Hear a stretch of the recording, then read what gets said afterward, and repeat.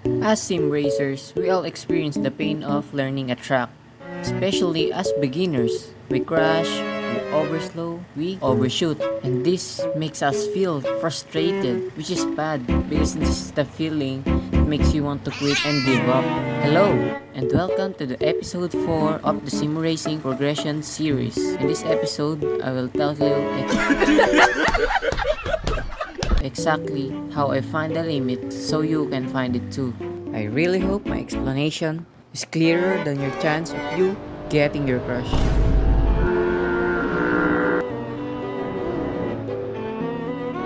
What I wanted before was to stay on the limit so that I can get used to being on the limit because I will be faster that way. So I tried a lot of times to stay on the limit, basically sliding as long as possible.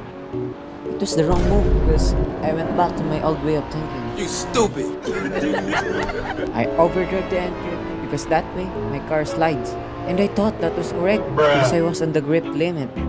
But I realized I was completely wrong. I was actually above the grip limit, which means I was burning off my speed. The car turns a lot, but it doesn't grip enough to accelerate, making my exits garbage.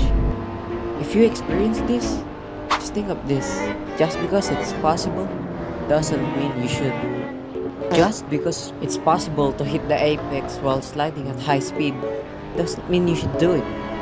Entry will be fast, but the exit will be trash. If you slide too much, the tires won't be able to grip the track when you try to accelerate at the corner. The solution to overdriving is slow in, fast out. I'll be using this to find the limit, by the way. The problem is, I have a bad way of finding the limit. What I did was brake and turn. If I don't feel like I'm on the limit, then I'll brake later. Technology! So basically, I was wasting my time. Because this way is just like gambling. You brake later and you wait because you have no idea where the limit is. This way of finding the limit made me crash and overshoot so many times. To find the limit, you must first know what is the limit. Sounds obvious? Well, let me explain. Just like when you crack a dark joke to your friends and they laugh. But when you tell your parents, they freaking give you a 10 minutes long lesson about the joke you just told them. They be like, You've reached your limit on talking. Shut the f up. you must first know the limit before trying to dance on it. You have to know that dark jokes won't work on most adults. The same thing with tires. If you smooth with them, they will give you what you expected to get. But when you push too far, you'll expect to get sent to the shadow realm. I don't know where I felt like I get a little drink around. Here, do you, bro? Oversteer and understeer. Now take note of this. This is what happens when you go above the limit of the front and rear tires. Now here is what I do now to find the limits. So the first thing I do is to go 1 or 2 laps to memorize the track. Now that I know the track, I will now find markings for my braking point and turning point and decide what racing line I will take.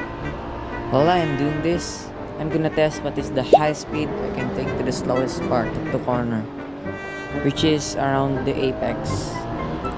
I do this by braking early and smoothly releasing the brakes. Turn in and test the grip of the front tires. You will know that you are on the limit if you turn the steering wheel a little bit and you start understeering. If you aren't on the limit of the front tires, you won't reach understeer. If you didn't understeer even though you turned a little bit more than necessary, then that means you can carry more speed because you are not yet on the limit. Keep repeating this until you start to feel you are carrying too much speed. If you reach this, you can then carry more speed, but this time, hold 10 or 5% brake so that you can decelerate while turning. Before going to the next step, you should make sure your racing line and markings are correct because if it isn't, then you will struggle. After holding 10 or 5% brakes, try to brake later. Don't brake too late, like a blink of an eye later. Keep testing the grip of the front so that you know whether you are on the limit or you can carry more speed. So here are the steps to find the limits. First step, drive 1 to 2 laps. This is to get familiar with the track and with the car. Secondly, set markings.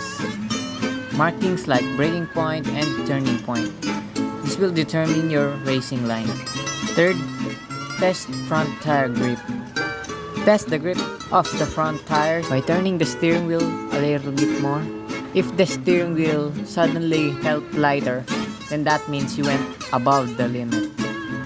Fourth step, carry more speed by releasing the brakes earlier. Fifth step, brake later. This time, hold 5 to 10% brake pressure instead of dropping it to 0.